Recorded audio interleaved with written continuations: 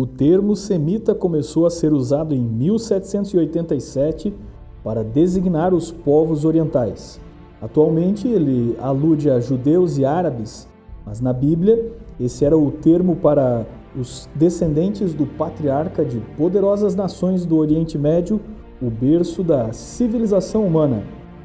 Ninguém sabe ao certo o que significa o nome Sem. Há quem aponte para o significado de nome ou até de filho, mas há também quem aponte que Sem seria o nome que gerou Suméria, de onde surgiram os povos da antiga Mesopotâmia. Nossa série Ancestrais entra agora na fase dos povos do Oriente Médio. Inscreva-se agora em nosso canal e acione o sino de notificações para receber os próximos vídeos, e lembre que este episódio é parte de uma série que você encontra nos links aqui das descrições. Assista os episódios anteriores para compreender melhor a nossa sequência de ideias, estudando a tabela das nações de Gênesis 10. Contamos com a sua curtida e compartilhamento para ajudar no crescimento desse projeto.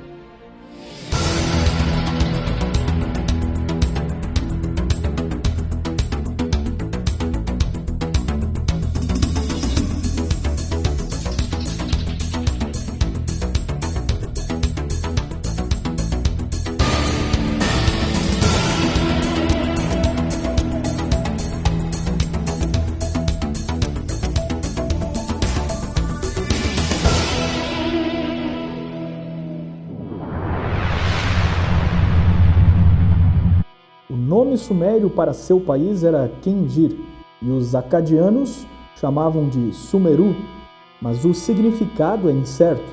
Embora os críticos históricos rejeitem, os estudiosos antigos identificaram Suméria com a terra de Sinear, relatada em Gênesis 10, verso 10, e a terra de onde o povo se estabeleceu para construir a Torre de Babel.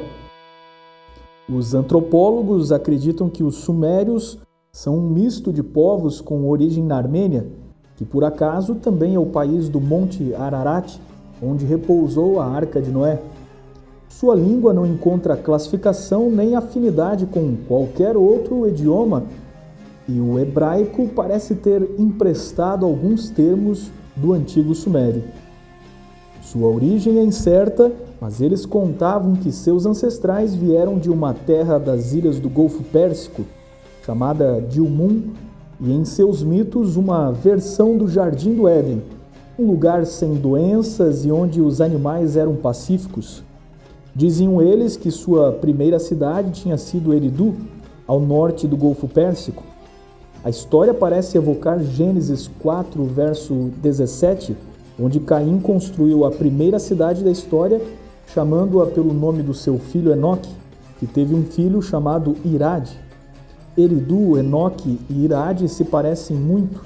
Eles tinham mitos da criação e narrativas do dilúvio que lembram muito a história bíblica e depõem para uma origem comum de todos esses povos. Veremos esses mitos em uma outra ocasião, mas eles são a mais antiga civilização de que temos notícia. Viveram nas planícies dos rios Tigre e Eufrates, próximos ao Golfo Pérsico. Cidades como Quiche, Uruk, Erech na Bíblia, Ur e Eridu foram fundadas e habitadas pelos sumérios. Politicamente bem organizados, o rei dos sumérios era considerado um representante dos deuses e também era o seu sumo sacerdote. Todas as terras e propriedades pertenciam ao templo, para o qual o lavrador produzia seu grão e o artesão seus artigos de uso cotidiano. Uma das realizações mais importantes dos antigos sumérios foi a criação de um sistema de escrita, a mais antiga conhecida. Devido à necessidade de se ter um registro de entregas das rações, eles desenvolveram um meio de relatar essas contas. Usando tabletes de argila para escrever, a princípio desenhavam sinais no barro mole, utilizando símbolos. As figuras rapidamente se tornaram sinais convencionais impressos no barro com um estilete, pois o processo de sinais no barro úmido tinha se provado insatisfatório.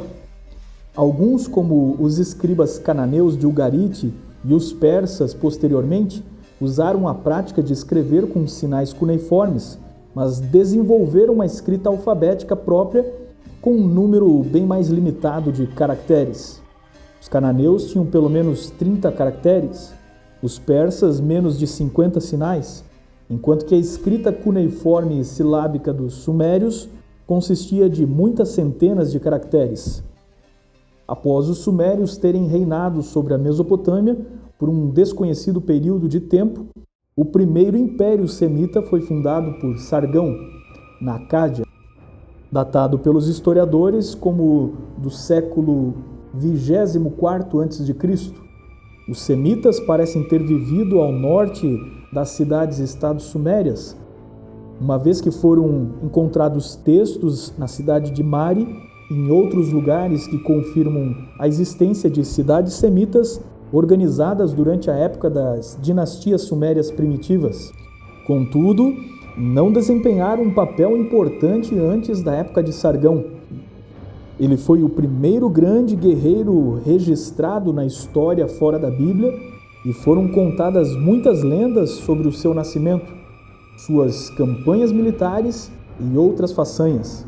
Sargão derrotou o rei mais poderoso dos sumérios, Lugal-Zagese, de Uruk, e depois conquistou outras cidades sumérias como Ur, estendendo seu governo sobre todo o vale da Mesopotâmia, do Golfo Pérsico ao Mediterrâneo, ou como disse ele, desde o mar inferior ao superior. Ele afirmou ter cortado cedro nas montanhas ocidentais, provavelmente no Líbano, e mais tarde registrou-se uma campanha militar desse grande governante semita até a Anatólia. No entanto, seu governo não permaneceu ileso. Ele, assim como seus filhos, tiveram que aplacar várias revoltas de cidades sumérias. Seu neto, Naram-Sin, ainda conseguiu manter unido o império. Contudo, ele teve que lutar contra os Elamitas e os Gutis, bárbaros das montanhas que tomaram a terra fértil dos Montes Zagros e tentaram se estabelecer na Mesopotâmia. Os Gutis se fortaleceram e finalmente tiveram êxito em acabar com o reino dos Acadianos, após os semitas terem reinado sobre a Ásia Ocidental por mais ou menos 150 anos. Os 124 anos de governo tradicional Guti sobre a Mesopotâmia constituem um período obscuro, onde pouco sabemos sobre o que aconteceu. Os acadianos foram de fato o primeiro império da história do mundo, um império de linguagem semita. O termo semita gera muitas controvérsias.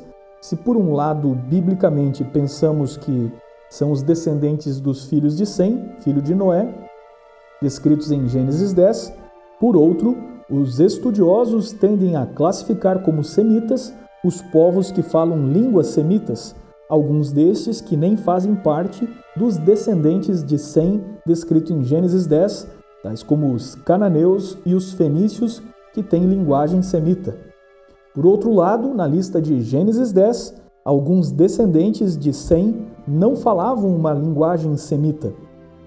Entre estes, encontramos os descendentes de Lud. Lud é um dos filhos de Sem descritos em Gênesis 10, que talvez possa ser identificado com o país de Lubd, que aparece em antigos registros como uma região que ficava entre o Alto Eufrates e o Rio Tigre. Porém, Flávio Joséfo o identificou como o pai dos lídios, cuja capital foi a antiga cidade de Sardes.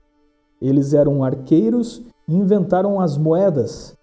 Permaneceram vassalos do Império Hitita e foram conquistados pelos persas, que destronaram o rei Cresso, construtor do famoso templo de Diana.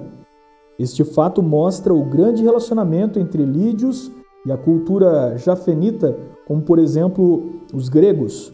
Homero diz que o nome Lídia veio em honra a Lido, o rei mítico deste povo, lembrado como seu ancestral.